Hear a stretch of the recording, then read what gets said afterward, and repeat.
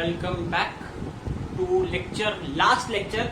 अब ये मेरी तरफ से फाइनल लास्ट लेक्चर है। इसके बाद जो न्यूमेरिकल्स का लेक्चर आएंगे हम उसको अलग मानते हैं, ठीक है। सो फाइनल लेक्चर में आप लोगों का स्वागत है। ये लास्ट लेक्चर ओम्स लॉ का, ठीक है। इस लेक्चर में हम लोग एक बहुत सुंदर सा फॉर्मूला डेराइव करेंगे जो कि यूज होगा हमारे को सॉल्विंग द न्यूमेरिकल प्रॉब्लम्स, ठीक है।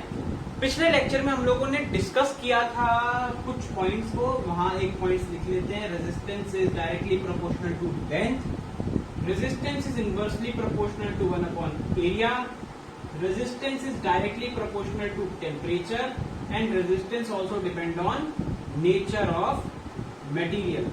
ये 4 पॉइंट हम लोगों ने डिस्कस करे थे, ठीक है। ये 4 पॉइंट हम लोगों ने डिस्कस करे थे।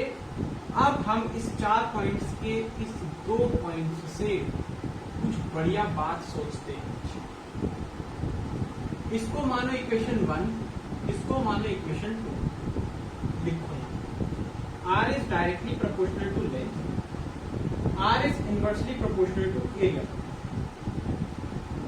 इन दोनों को कर दो कंबाइन। कैसे? R को R से जोड़ दिया, ये दोनों मछली सी सेम दिख रही है, मछली एक लगा दी। ये दोनों में देखो L 1 की जगह आ जाएगा और A आ जाएगा। ये बन गया नया। अब आपको बताया था कि इनवर्सली डायरेक्टली प्रोपोर्शनैलिटी का साइन हटेगा, एक कांस्टेंट आएगा, वो हटाएंगे। ये स्पेस छोड़ते हैं, यहां लिखते हैं L, यहां लिखते हैं A और यहां लगाते हैं एक बहुत सुंदर सा कांस्टेंट। इसका नाम होता है, नाम लिखते हैं इसका, जैसे पूंछ निकालनी है, इसकी पूंछ निकाल के ऊपर से P बनाना है, इसको हम कहते हैं रो। इसको हम कहते हैं रो, RHO, रो। और इस रो का नाम होता है रेजिस्टिविटी। ये एक मटेरियल की प्रॉपर्टी है। रेजिस्टिविटी एक मटेरियल प्रॉपर्टी है। क्या है? Material property. किसी मटेरियल की प्रॉपर्टी है कि कितना रेजिस्टेंस वो क्रिएट करता है। रेजिस्टिविटी किसी मटेरियल की प्रॉपर्टी होती है। और मटेरियल क्या है? कॉपर है, एल्यूमिनियम है, सिल्वर है ना, और एलॉय है हमारे पास, इंसुलेटर्स है हमारे पास। ये सारे मटेरियल है। इन मटेरियल के अंदर कितना रेजिस्टेंस क्रिएट हो सकता है पर्टिकुलर लेंथ में, मीटर में, वो बताता है रेजिस्टिविटी। वो बताता है रेजिस्टिविटी, और रेजिस्टिविटी होती है हमारी ये रो। क्या होती है? रो। तो ये एक बहुत प्यारा फॉर्मूला है जिसमें से R हमारा रेजिस्टेंस है। R क्या है? रेजिस्टेंस। A क्या है? Area of cross section. L क्या है? Length of the given conductor. और रो क्या है हमारा? रेजिस्टिविटी। रो क्या है हमारा? रेजिस्टिविटी। ये 4। अब हम बात करते हैं इस रो की एसआई यूनिट। सबसे पहले हमने आर का फॉर्मूला क्रिएट किया। यहाँ पे आर का फॉर्मूला क्रिएट करने के बाद हम लोग एक चीज करते हैं, रो का फॉर्मूला क्रिएट करते हैं। तो सबसे पहले ये आर का फॉर्मूला आया, R is equal to rho L by ए।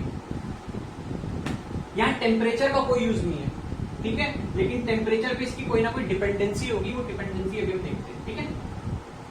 सो रो का फॉर्मूला बन जाएगा रो आर ए बाई एल। ए इधर आया, एल नीचे आया, रो उधर ही रह गया।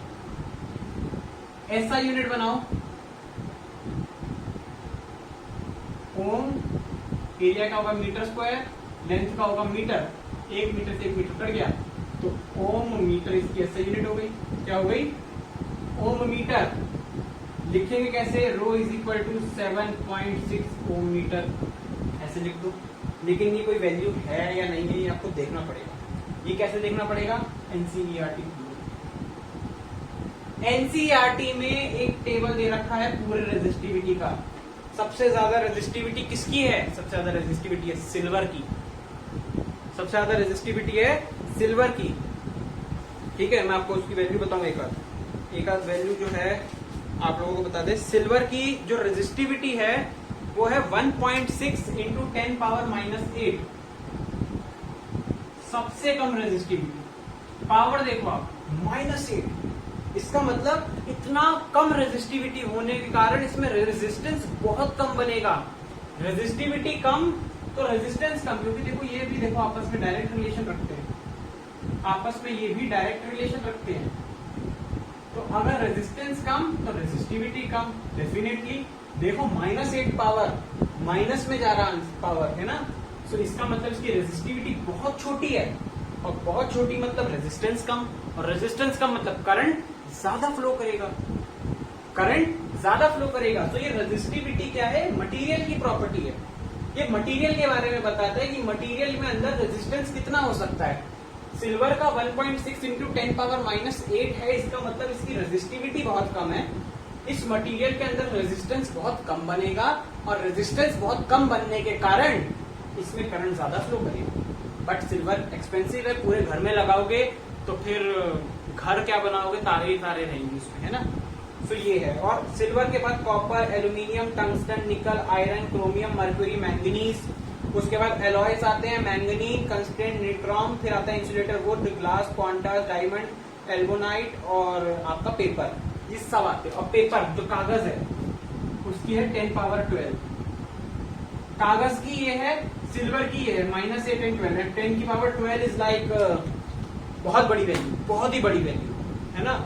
तो फिर अब इतना बड़ा रेजिस्टिविटी है तो रेजिस्टेंस भी ज्यादा क्रिएट होगा, और रेजिस्टेंस ज्यादा क्रिएट होगा तो फिर करंट तो भैया भूल ही जाओ उसमें से जाए तो, है ना।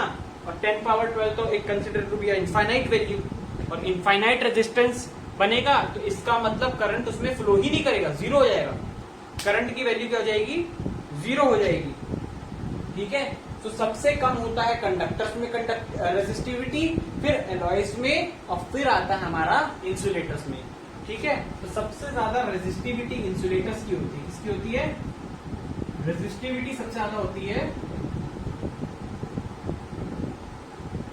इंसुलेटर,